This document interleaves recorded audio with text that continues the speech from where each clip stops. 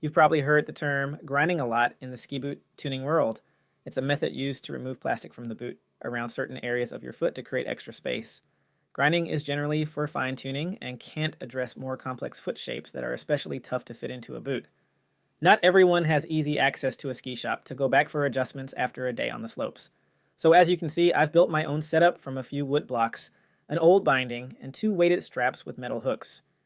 This setup works well for skiers with difficult to fit feet who need frequent boot tweaks. For me, visiting a boot shop isn't always an option, mainly because of the cost, especially with feet as tricky as mine. And you don't always get a perfect fit on the first go. It often takes multiple trips, depending on the complexity of your foot shape. For grinding, I use a tool that attaches to a drill to spin a grinding sphere. Tools like these are hard to find depending on where you live and can be quite pricey.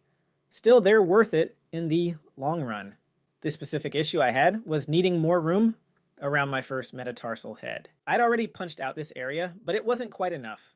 I didn't want to punch it more because excessive punching, whether on the lateral or medial side, can risk catching the punched out area on the snow during deep turns, potentially causing an inside leg slip and a fall. That's why I opted to grind this spot instead. In my experience, removing extra material here doesn't weaken the boot or soften its flex, unlike grinding around the ankle area, which could reduce the boot's rigidity.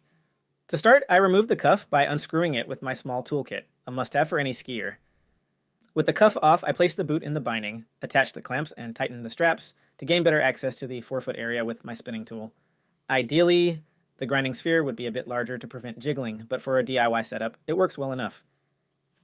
After some grinding, I vacuumed up the dust and reattached the cuff to test the fit. The boot felt pretty good indoors, but indoor testing can't quite replicate the pressures you experience on the slopes. Still, it seems like a solid improvement. When I get out skiing, I can always make more adjustments as needed because I have all the tools with me. That's the greatest advantage, the ability to make precise adjustments yourself instead of relying on a boot shop. It not only saves time and money, but also helps you understand more about your own gear and the tuning process.